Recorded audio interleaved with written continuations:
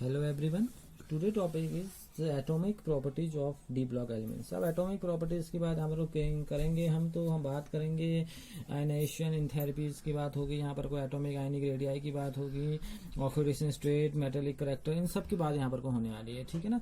और मैं बता दूं इसमें सबसे इंपॉर्टेंट प्रॉपर्टी जो इसकी वेरी करती है एटॉमिक और आयनिक रेडियाई, क्योंकि उसके बीच में जो एक प्रॉपर्टी निकल के आएगी, इसे हम बोलते हैं ये डी ब्लॉक के लिए, यहाँ पर को डी ब्लॉक और एफ ब्लॉक के लिए वो जो आती है यहाँ पर को लेंथेनाइड और आपका डीडी ट्रांजिशन के अंदर जो आता है, आपका बोल सकते हैं आप डीडी कॉन्ट्रैक्शन, तो कुछ एटॉमिक रेडियाई के में वेरिएशन आता है, तो उस चीज को भी हम सीख लेंगे कि चीजें क्या होती हैं। चलिए फर्स्टली हम जिस चीज को थोड़ा बहुत जानने की कोशिश करते हैं उसको हम जानने की कोशिश करते हैं उसकी आयनाइजेशन एनर्जी के बारे में, ठीक है ना। तो पहला टॉपिक जो है वो हमारा है आयनाइजेशन एनर्जी, ठीक। तो आइए हम इसको डिनोट कर देते हैं, इसको बता भी देता मैं आपको ये होता क्या एक्चुअल में। पहले जो आपकी डी ब्लॉक के जो एलिमेंट्स होते हैं उसकी जो आयनाइजेशन एनर्जी होती है वो एस और पी ब्लॉक के एलिमेंट्स के बीच में, अभी दोनों बीच में होती है। बीच में होती है कहने का मतलब है, अब बात समझना थोड़ा मैं क्या कहना चाह रहा हूँ। जो आप एस ये है आपका एस ब्लॉक ये है, यहाँ पर वो डी है, फिर आता है आपका पी ब्लॉक। अब आप जानते हैं जो आयनाइजेशन एनर्जी होती है वो इस तरह से क्या होती है, इंक्रीज होती है, लेफ्ट टू राइट क्या होती है, इंक्रीज होती है। जैसे जैसे हम क्या करते हैं इधर की ओर चलते हैं तो आयनाइजेशन एनर्जी बढ़ती चली जाती है। तो आप देखेंगे तो डी ब्लॉक वाले एलिमेंट्स की जो आयनाइजेशन एनर्जी होगी वो एस ब्लॉक से अच्छी होगी और पी ब्लॉक से कम होगी, क्योंकि बीच में इंटरमीडिएट है, इस बात को समझना होगा हमें। तो हम बोल सकते हैं जो इसकी आयनाइजेशन एनर्जी है वो हायर देन किससे, एस ब्लॉक एलिमेंट से, but less than P block element, लेकिन पी ब्लॉक एलिमेंट से थोड़ी कम है। अब थोड़ी और बात निकल के यहाँ से सामने आती है, transition enthalpy gradually increase with increase in the atomic number. अब एक चीज और जो इनकी अब जानते हैं आप, एटॉमिक नंबर बढ़ेगा तो इनकी जो आयनाइजेशन एंथैल्पी होती है ग्रेजुअली क्या होती है, धीरे धीरे बढ़ती है, ठीक है, और बढ़ती है। और ये एक इनरेगुलर मैनर में बढ़ती है। पहली बात याद रखना, इनरेगुलर मैनर को थोड़ी देर समझने की कोशिश करना कि इनरेगुलर मैनर इसमें है क्या। देखिए हम जब सीरीज पढ़ते हैं, इसमें हम पढ़ते हैं 3D 4D 5D और 6D, इतनी सीरीज को हम पढ़ रहे होते हैं। तो मैंने आपको बताया था इन सीरीज के एलिमेंट्स में आपको एक्सेप्शन देखने को मिलते हैं, बहुत सारे एलिमेंट एक्सेप्शन है इन सीरीज में, और कुछ सीरीज के बीच में यहाँ पर को आपको रेडियो एक्टिव एलिमेंट्स भी मिलते हैं, काफी कुछ इसमें आपको मेटल्स मिलेंगे, जैसे आपको प्योर मेटल्स से मिलते हैं, कॉइनेज मेटल्स इसमें पाए जाते हैं, ठीक है ना। तो वो ऐसे एलिमेंट होते हैं जो क्या होते हैं, फुलफिल्ड या हाफ फिल्ड होते हैं। तो वहां पर को आयनाइजेशन एनर्जी की वैल्यू अचानक से क्या हो जाती है, इंक्रीज हो जाती है। पहले क्या होती है, जैसे सपोज के लिए वो उसने एक तरह से बढ़ना होता है, तो एक तरह से बढ़ी तो एक सेशन में क्या हो जाती है, बहुत ज्यादा हायर हो जाती है, ठीक है। जैसे अगर हम किसी भी एलिमेंट्स की बात कहेंगे तो वो एलिमेंट्स की बात को अगर आप समझने की कोशिश करेंगे, जैसे मैं आपसे बात कहूँ, मैं आपको एक सिंपल सा एग्जांपल दिखा दे रहा हूँ, आपको क्लियर हो जाएगा, समझ में आ जाएगा। मैं क्रोमिनियम का दिखा रहा हूँ, क्रोमिनियम के बाद जो आता है मैंगनीज आता है। अब इसका जो इलेक्ट्रॉनिक कन्फिगरेशन होता है वो 3D5 वाली बात में निकल के आता है, इस बात को समझना। देखिए ये आपका क्या है, 3D5 और 4S1। और जो मैंगनीज का होगा, मैंगनीज का क्या होगा, मैंगनीज को अगर आप इसे थोड़ा इसको सही करेंगे मैंगनीज को, तो अब मैंगनीज वाली बात को समझना। अब मैंगनीज वाले में क्या होगा, जैसे आपने इसको निकाला, मैंने बोला 3D5 4S2 वाले एलिमेंट्स को बोल दिया मैंने, ठीक हो गया। अब जैसे हम इस एलिमेंट को समझ रहे हैं कि एलिमेंट में किस तरह से एनर्जी फिलअप हुई होगी, तो अब यहाँ पर वो देखेंगे, अगर पहला एलिमेंट निकालना, इसकी जो फर्स्ट आयनाइजेशन एनर्जी होती है वो तो कम है, क्योंकि आप इजीली इस चीज को निकाल देंगे। जो फर्स्ट आयनाइजेशन एनर्जी होती है क्रोमिनियम की वो लगभग कितनी होती है, 653 होती है, और जो मैंगनीज की होती है वो ज्यादा है, क्योंकि यहाँ पर को 2 है, तो जिसकी वजह से जो एनर्जी होती है 717 हो जाती है। लेकिन जब सेकंड आयनाइजेशन एनर्जी की बात निकल के आती है, अब सेकंड आयनाइजेशन एनर्जी इसके फुलफिल्ड होने की वजह से, हाफ फील्ड की वजह से, क्योंकि हाफ फील्ड हो गया है D10 में होता है फुल, और हाफ फील्ड होता है D5 में, तो स्टेबल होता है। और स्टेबल होने की वजह से जो सेकंड आयनाइजेशन एनर्जी होती है, जिसे हम सेकंड आयनाइजेशन एनर्जी होती है, वो अचानक से इसकी बहुत ज्यादा बढ़ जाती है, वो लगभग इसकी इतनी रह जाती है। और अगर हम दूसरे वाले की बात कहेंगे तो इसकी थोड़ी कम हो जाती है, ये इतने पहुंच जाता है। तो यहाँ पर आपको एक एक्सेप्शन दिखेगा कि जहां पर हम पढ़ क्या रहे हैं, हम पढ़ तो ये रहे हैं कि ना, अगर हम ऐसे बढ़ेंगे तो हमारी आयनाइजेशन एनर्जी लगातार इंक्रीज होगी। लेकिन जब हम फर्स्ट सेकंड या थर्ड आयनाइजेशन एनर्जी की बात करेंगे तो वहां पर को आपको इस टाइप के वेरिएशन देखने को मिलेंगे। वेरिएशन आने की वजह सिर्फ एक ही है, वो वजह है कि उनका स्टेबल इलेक्ट्रॉनिक कन्फिगरेशन होता है, ठीक है ना। ऐसा आप कॉपर और जिंक में भी देख सकते हैं। जो कॉपर की जो सेकंड आयनाइजेशन एनर्जी होती है वो जिंक से अच्छी होती है, लेकिन थर्ड वाली फिर कम हो जाती है। तो यहाँ पर वेरिएशन बहुत अच्छे आपको देखेंगे। जैसे आप आप फिर से एग्जांपल में उठा लीजिए, आप कॉपर को और जिंक को उठा लीजिए। अब कॉपर का क्या होता है, कॉपर का होता है 3D, अब कॉपर यहाँ पर को बना देता है 3D10 4s1, ठीक है ना। अब होना 9 चाहिए था, लेकिन स्टेबल आया था 3D10 4s1। और जिंक तो आप जानते हैं 3D10 4s2 होता है। अब देखिए फर्स्ट आयनाइजेशन एनर्जी इसकी ज्यादा है और इसकी फर्स्ट आयनाइजेशन एनर्जी क्या होती है, कम होती है। लेकिन सेकंड आयनाइजेशन एनर्जी इसकी क्या हो जाती है, सेकंड जो इसकी आयनाइजेशन एनर्जी होती है वो क्या होती है, इंक्रीज होती है, इसकी क्या होती है, डिक्रीज होती है। लेकिन थर्ड फिर से इंक्रीज हो जाएगी इसकी, क्योंकि थर्ड वाले में फिर से क्या होगा, D10 वाला केस आएगा। तो इस बात को समझना कि फर्स्ट आयनाइजेशन एनर्जी इसमें वेरिएशन आता है, ठीक है ना। आप इसमें इस टाइप का वेरिएशन होता हुआ देखेंगे, पहले क्या होगा, ये पहले बढ़ेंगे, घटेंगे, फिर बढ़ेंगे, तो इस टाइप का वेरिएशन यहाँ पर आपको इजीली मिल जाएगा, ठीक है। वो उनके न्यूक्लियर चार्ज तो रिस्पॉन्सिबल होगा ही होगा, और प्लस जो उनका स्टेबल इलेक्ट्रॉनिक कन्फिगरेशन है वो भी उसके लिए क्या होता है, बहुत ज्यादा रिस्पॉन्सिबल होता है, ठीक है। और ये है हमारा आयनाइजेशन एनर्जी का कॉन्सेप्ट जो हम आयनाइजेशन एनर्जी पढ़ते हैं। हम याद रखना इसमें जो मेन पॉइंट्स है, जो फर्स्ट आयनाइजेशन एनर्जी होगी वो आपके जैसे जिंक है, कैडमियम है, मरकरी है, इनकी बहुत ज्यादा हाई होती है, क्योंकि इनके पास फुली डी ऑर्बिटल कन्फिगरेशन पाया जाता है। लेकिन उसके बाद फुली डी ऑर्बिटल कॉन्फिगरेशन कहने का मतलब है इनका जो कॉन्फिगरेशन होता है वो इस टाइप का होता है, N-1 D10 NS2, इस टाइप का कॉन्फिगरेशन होता है। जैसे आप जिंक को ले लें, कैडमियम को ले लें या मरकरी को ले लें, स्टेबल होता है। तो इनकी जो फर्स्ट आयनाइजेशन एनर्जी होती है बहुत हाई होती है, सेकंड इनकी लो होती है, थर्ड फिर इनकी हाई हो जाती है। इस बात को समझना। तो इसमें एक आप देख सकते हैं कि ग्रेजुअल इसमें इनरेगुलरिटीज आपको मिलेंगी, ठीक। तो ये आपका क्या है, अगर आप इसे समझने की कोशिश करेंगे तो ये आपका है आयनाइजेशन एनर्जी का कॉन्सेप्ट है, ठीक है। इसे पढ़िए, आपको फिर ज्यादा चीजें समझ में आएंगी, आप इस चीज को और क्लियर कर सकते हैं। आप इसे पकड़िए और फिर से पढ़िए, ठीक है ना। ये कॉन्सेप्ट था आपका आयनाइजेशन एनर्जी का कि डी ब्लॉक के एलिमेंट्स की आयनाइजेशन एनर्जी कैसे वेरी करती है। तो ये हर में ऐसा एक ग्रुप होता है, 3D ले ले, चाहे 4D, चाहे 5D, चाहे 6D। वहां इलेक्ट्रॉनिक कॉन्फिगरेशन देखिए, वहां पर जो एलिमेंट एक्सेप्शन में जाते हैं या जिनके पास full field half field case होते हैं, उनकी जो आयनाइजेशन एनर्जी होती है वो इनरेगुलर मैनर में बढ़ती हैं। जैसे मैंने आपको दिखाया कॉपर जिंक के बीच में दिखाया, क्रोमेनियम मैग्नीज के बीच में दिखाया, या आप जिंक कैडमियम मरकरी का स्टेबल होता है तो उनकी फर्स्ट आयनाइजेशन एनर्जी बहुत हाई होती है, सेकंड लो हो जाती है, थर्ड फिर हाई हो जाती है। तो ये बहुत इंटरेस्टिंग टॉपिक है, इनको आप पढ़ते रहिए। अब हम जो सेकंड टॉपिक स्टार्ट करते हैं, वो हमारा जो सेकंड टॉपिक यहाँ पर कोई स्टार्ट होगा वो आपका जो होगा सेकंड टॉपिक वो है आपकी ऑक्सीडेशन स्टेट। ऑक्सीडेशन स्टेट की बात हम यहाँ से करते हैं। ऑक्सीडेशन स्टेट अगर हम देखेंगे हमारे पास 3 सीरीज हैं। पहले जो हम बोलते हैं 3D में आपको थोड़ा बता देना चाह रहा हूँ। 3D में जो होता है हम स्कैंडियम से स्टार्ट करते हैं और स्कैंडियम से पहुंचते कहाँ तक पहुंचते हैं, हम जिंक तक पहुंचते हैं।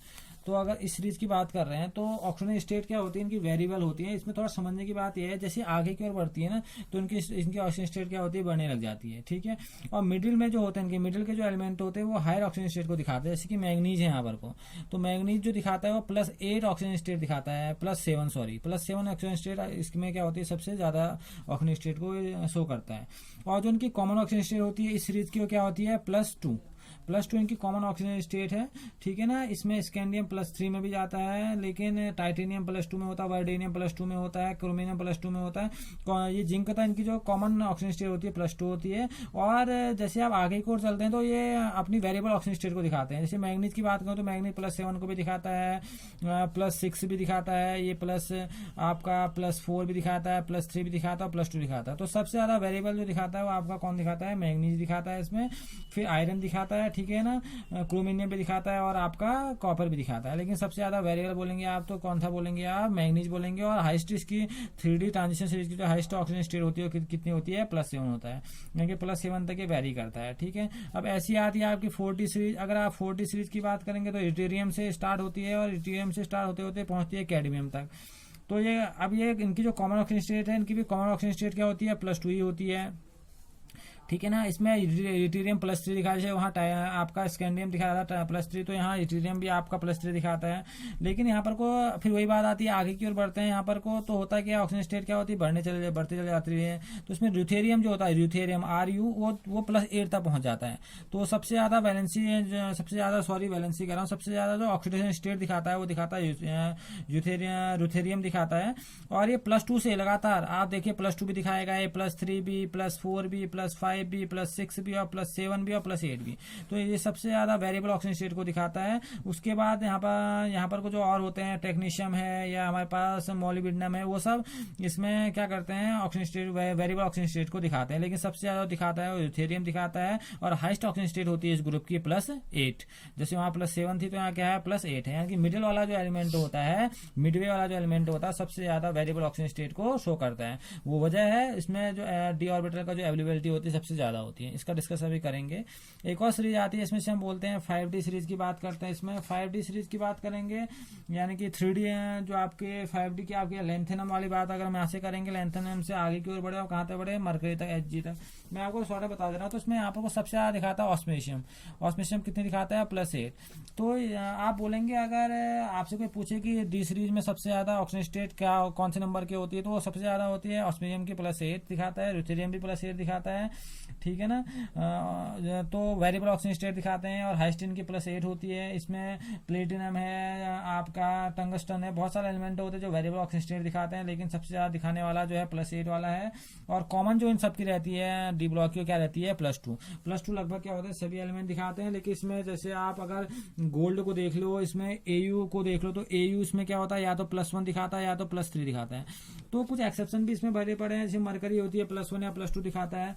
तो ये जो ट्रांजिशन एलिमेंट होते हैं, इनके जो वैलेंस इलेक्ट्रॉन होते हैं, ये क्या होता है, अब हम कौन सी सेल पढ़ रहे हैं, हम पढ़े N-1D 1 to 10, और पढ़ रहे हैं हम इसमें NS 0 to 2 वाली केस पढ़ रहे हैं। तो इन सीरीज के बिहार पर क्या होता है, बैलेंस के जो इलेक्ट्रॉन होते हैं वो कितने इलेक्ट्रॉन यानी कितने क्या करते हैं, कितनी वेरिएबल ऑक्सीजन स्टेट दिखा सकते हैं, उसका केस यहाँ पर को आ रहा है, ठीक है ना। कुछों के पास लिटिल एफिशिएंसी होती है इन चीज़ों दिखाने की, कुछों के पास बहुत ज़्यादा एफिशिएंसी होती है। मिडिल वाले एलिमेंट्स के पास सबसे ज़्यादा ये चीज़ें होती हैं, ठीक है ना। तो इनके बीच में जो डिफरेंस होता है एनर्जी का, बहुत कम होने की वजह से आप इस टाइप की जो इनकी प्रॉपर्टी होती है दिखाते हैं, क्योंकि यही इस टाइप की प्रॉपर्टी दिखा सकते हैं, ठीक है ना। इसलिए बहुत सारे कॉम्प्लेक्स भी क्या करते हैं, फॉर्म करते हैं। तो ये इनके सबसे बड़ी बात है, ये हायर ऑक्सीजन स्टेट तक पहुंच जाते हैं, +7 +8। तो ये हायर ऑक्सीजन स्टेट तक भी क्या होते हैं, पहुंचते हैं, ठीक है। और जो इनकी मोस्ट कॉमन ऑक्सीजन स्टेट होती है +2 होती है। अगर हम स्कैंडियम को छोड़ दें या हम गोल्ड को छोड़ दें, तो वो +3 +1 इस टाइप की ऑक्सीजन स्टेट दिखाते हैं। और लगभग क्या होता है, और लगभग जितने भी एलिमेंट होते हैं उनकी +2 कॉमन ऑक्सीजन स्टेट होती है।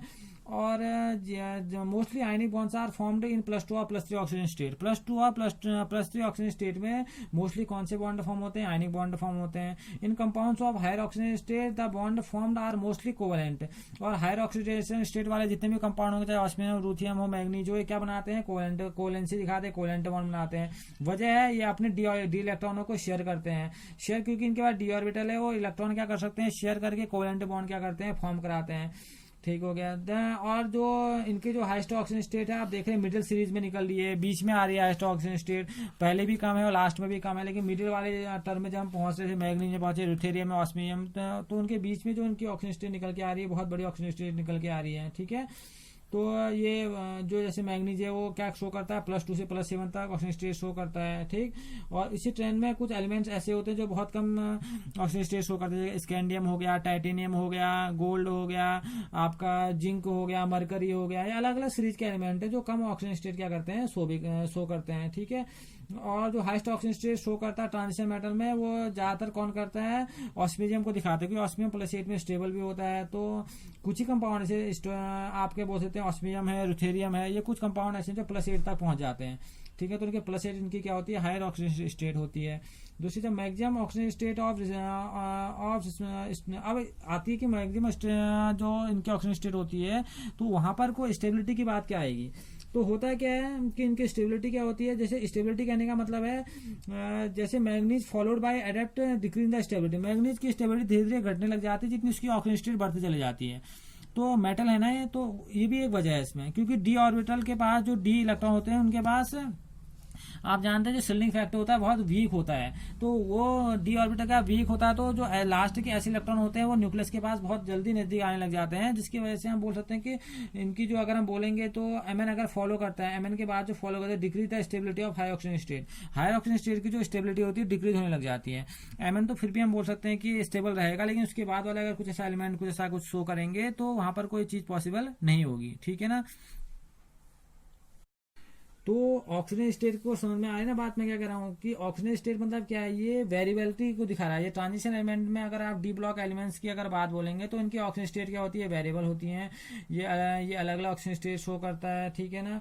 इनमें आप देख रहे हैं कि मिडवे में जाके ऑक्सीजन स्टेट बढ़ रही है, ठीक है। और कुछ एलिमेंट ऐसे होते हैं जिनके पास क्या होती है, वेरिएबल ऑक्सीजन स्टेट होने के साथ साथ क्या करते हैं, मोल नंबर क्या करते हैं, कॉम्प्लेक्स फॉर्म करते हैं। तो कॉम्प्लेक्स फॉर्म कराने में भी जो ऑक्सीजन स्टेट बहुत ज़्यादा क्या करती है, अपना रोल प्ले करती है। तो काफ़ी इसमें काफ़ी चीज़ें हैं। जैसे आप इस बात को हम इस बात को और बोल सकते हैं कि और ज़्यादा एक्सप्लेन कर सकते हैं जब हम कोऑर्डिनेशन केमिस्ट्री पढ़ेंगे। तो वहाँ पर को जब ये कॉम्प्लेक्स बनाएंगे तो वहाँ पर को आप ऑक्सीजन स्टेट की वेरिएबिलिटी को देखेंगे, ठीक है। अभी समझने के लिए इतना ही है कि जो इनकी ऑक्सीजन स्टेट होती है वो क्या होती है, स्टेबिलिटी। यानी कि स्टेबिलिटी की बात करेंगे तो ये एस और डी इलेक्ट्रॉनों की वजह से स्टेबल रहती है, क्योंकि आप जानते हैं डी इलेक्ट्रॉनों के पास वैसे भी शिल्डिंग इफेक्ट नहीं होता है। तो काफ़ी कुछ चीज़ें यहाँ पर रिस्पॉन्सिबल हैं, ठीक। तो अगर हम कहेंगे तो जो फर्स्ट ट्रांजिशन सीरीज होती है इक्वल होती है सम ऑफ द एस और डी इलेक्ट्रॉनों के सम के बराबर अगर देख रहे हैं फर्स्ट ट्रांजिशन सीरीज, तो उसी के बराबर इनकी ऑक्सीजन स्टेट भी निकल के आती है। लेकिन हर बात ये कहना ये सही नहीं है। अगर आप कहेंगे कि जैसे हम कहते हैं ना ऑक्सीजन स्टेट एस और डी के इलेक्ट्रॉन आ रहे हैं उसके सम के बराबर आ रही है ऑक्सीजन स्टेट, तो कई जगह तो ऐसा है। जैसे फर्स्ट ट्रांजिशन सीरीज में आपको ऐसा होता हुआ दिखेगा। जैसे आप स्कैंडियम की बात बोलेंगे तो आप कहेंगे 3D14S2, जो कहेंगे आप 3 आ गई, चलो ठीक हो गया। फर्स्ट ट्रांजिशन सीरीज में ऐसा दिखेगा, लेकिन थर्ड वाली में या फोर्थ वाली में ऐसे वाली में आपको ये चीज़ें दिखेंगी नहीं। जैसे आप फर्स्ट ट्रांजिशन सीरीज में देखिए आपने, सेकंड में और थर्ड में ऐसी आपको चीज़ें दिखेंगी नहीं। यानी कि वहाँ आपको वेरिएबिलिटी की बात यहाँ पर निकल के आएगी, ठीक है। हाँ, फर्स्ट ट्रांजिशन सीरीज में ऐसा जरूर होता है कि वहां पर को जो इलेक्ट्रॉन एस और डी के इलेक्ट्रॉन होते हैं उनके सम के बराबर ऑक्सीजन स्टेट आने लग जाती है, ठीक है। और स्टेबिलिटी तो ज्यादा स्टेबल होंगे नहीं, क्योंकि इनके पास डी ऑर्बिटल है। उनकी एनर्जी लगातार क्या करते हैं, इलेक्ट्रॉनों को जंप कराने की ये कैपेसिटी रखते हैं। तो वही चीज़ यहाँ पर निकल के आएगी कि हायर ऑक्सीजन स्टेट में इनकी जो स्टेबिलिटी होगी इतनी ज़्यादा ये स्टेबल होंगे नहीं। तो ये भी थोड़ा समझने की बात है यहाँ पर को। तो आज हमने जाना ऑक्सीजन स्टेट के बारे में, हमने जाना एनर्जी के बारे में, ठीक है ना। अब नेक्स्ट लेक्चर में हम इसकी कुछ और एटॉमिक प्रॉपर्टीज के बारे में डिस्कस करेंगे। Okay, thank you.